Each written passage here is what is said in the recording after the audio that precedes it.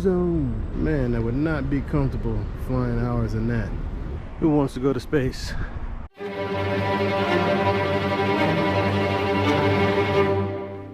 United States Air Force Academy. Everybody knows it's in Colorado Springs, Colorado. But before it was there, it was in Denver. It was at a place called Lowry Air Force Base. That's why I'm here, to explore Lowry Air Force Base. It's now retired, and it's called, one of the places here is Wings Over the Rockies. It's the Air and Space Museum. One of my favorites is the Air and Space Museum in DC. Let's see how this matches up to it. The B-52 was designed in the 50s as a long-range bomber. This is before intercontinental ballistic missiles were prevalent, so you relied a lot on bombers. And this thing could weigh at max nearly half a million pounds at takeoff. That's how many bombs it would fit in there. The wings are so large that they have to put wheels on the end so they don't scrape the ground.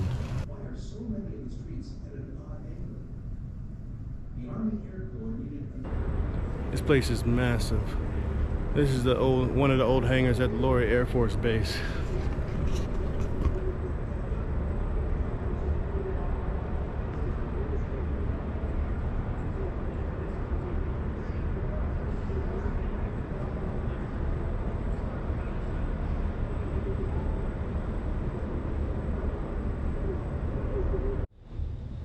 Pretty much going to show you the things that are most interesting to me. Has a lot of stuff here, a little bit more military stuff than I expected, which is cool, but I was hoping to see some space flight stuff. I've been obsessed with space for a couple of years now, well, really all my life, but more so now. I think SpaceX kind of sparked that off, being excited about space. But anyway, I'm going to pick and choose some things and I'll talk about them. And let you know if I recommend this place for you to come. So you guys know how massive the space shuttle is, but check this tire out. This is a tire from Space Shuttle Atlantis. Like, I think maybe the 18-wheelers have bigger tires than that, and this thing goes into space. Pretty crazy, and it holds up a ton of weight. Right now I'm in the space part of the Air and Space Museum here, and pretty interesting. Has all these model rockets here. List of Colorado astronauts, which is pretty amazing. I didn't realize so many people went into space.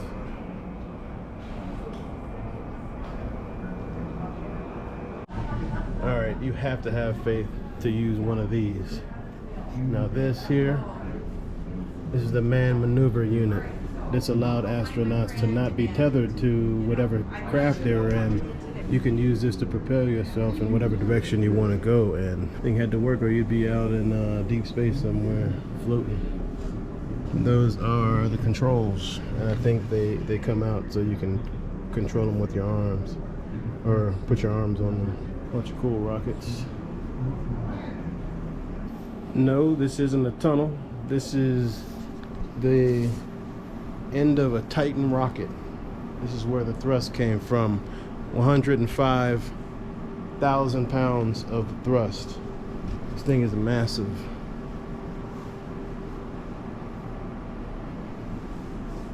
But what's impressive about rockets is how complicated they are.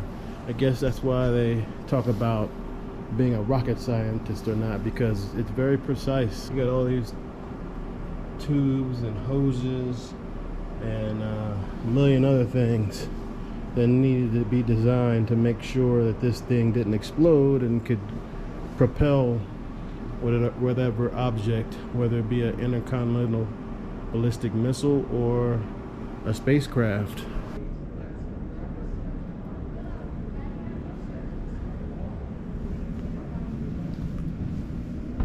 So this is the core module integration simulator. It was used to train people to work in the International Space Station.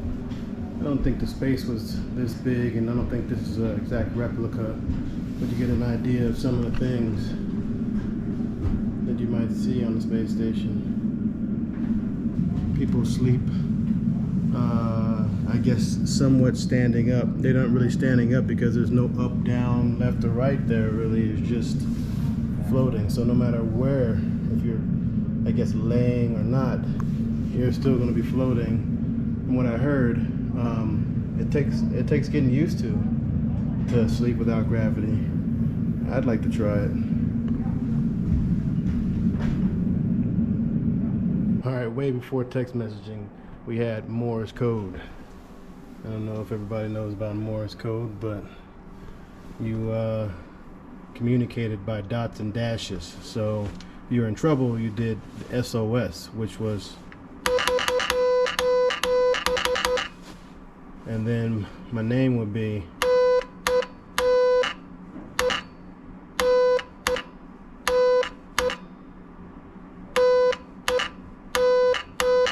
Kenny. Seems complicated, but they made it work and understood each other back in the day. So everybody knows about the Apollo space program going to the moon. Well, this computer here was the Apollo guidance computer. This is the one, and it was strictly binary. So it used combinations of zeros and ones to communicate tons of information, you know, where to go, velocity, everything. Pretty complicated and hard for even a lot of computer engineers now to understand, because we have so many other computer languages that don't require you to understand binary.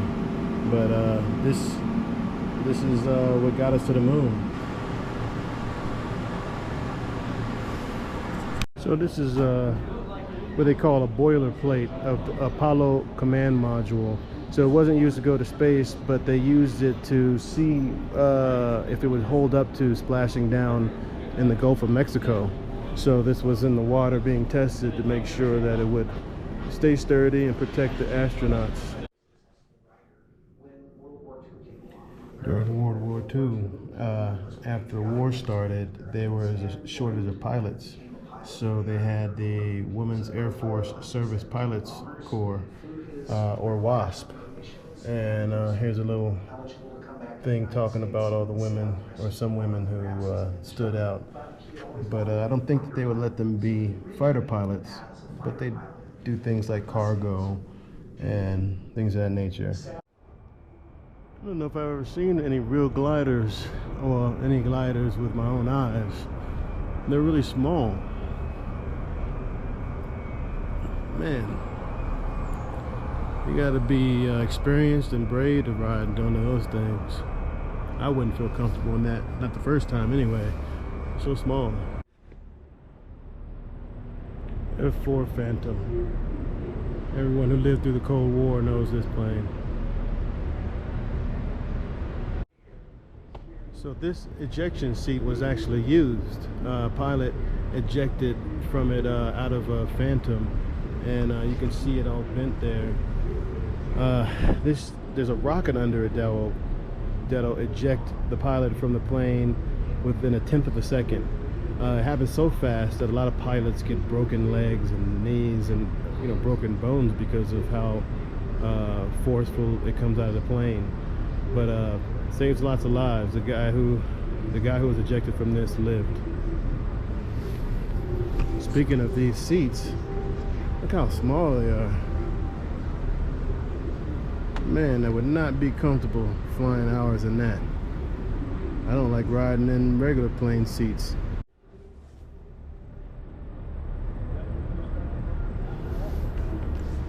My dad knows all about this. This is the UH-1 Huey, Vietnam era helicopter. They used them after that, but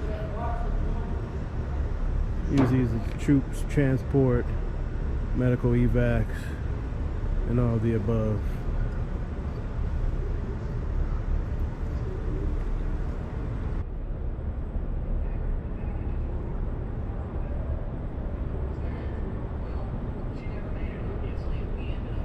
This is Little Boy, a replica of Little Boy. So Little Boy was the first nuclear weapon we dropped. We dropped it on Hiroshima, and 40% of those residents died.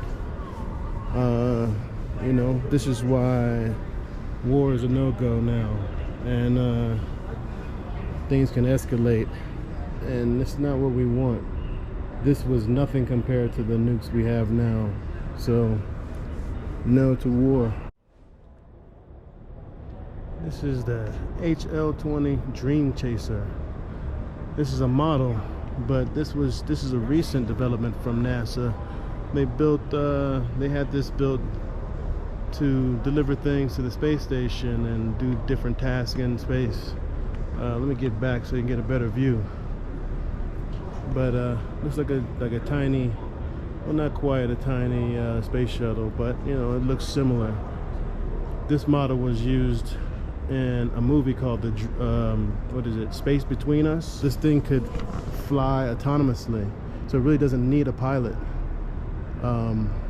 which I think SpaceX's Dragon capsule is the same, doesn't need a pilot. So planes one day probably won't need pilots. Highway to the danger zone. F-14.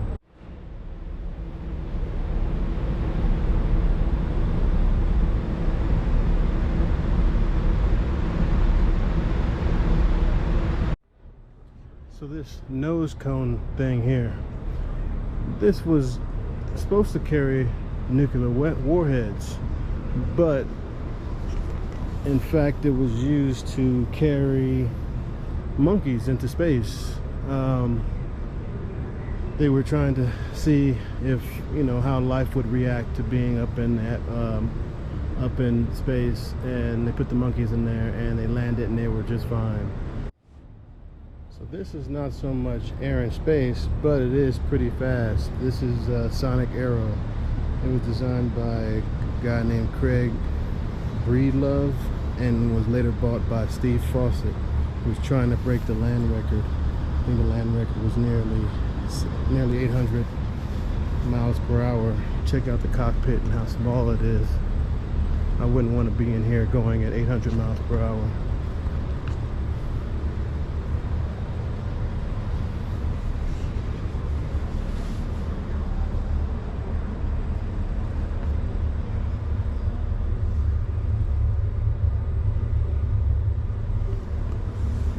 So this, you can't see it very well because of the glare, but this is a piece of fabric that was part of the Wright brothers airplane.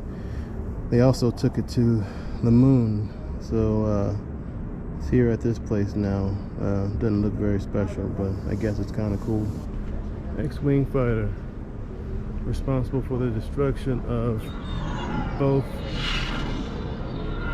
Death Stars.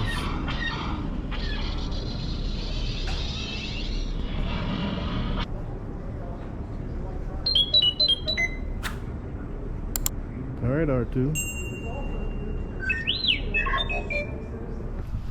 And this thing, this shiny thing here, I looked at it and I said, I was thinking to myself, like, what kind of spacecraft or rocket is that? It's a weird shape. Turns out it's not even a rocket. It's just, this is an ice cream shop. It's not open now because it's winter time, but still shiny and cool looking, kind of futuristic. And that's it for my visit here. Pretty cool place. I'd recommend to stop by if you're in town. It's just 20 bucks. A lot of cool planes. If you're not so into military stuff, you might not like it. There's a little small section with space things. Anyway, hopefully you enjoyed the video. Like, subscribe, and press the bell notification. By the way, I'm using a new camera. Hopefully it works out. Thanks for patrons and people who helped out. This visit was courtesy of patrons and people who are supporting me, and I appreciate it. Anyway, have a great day.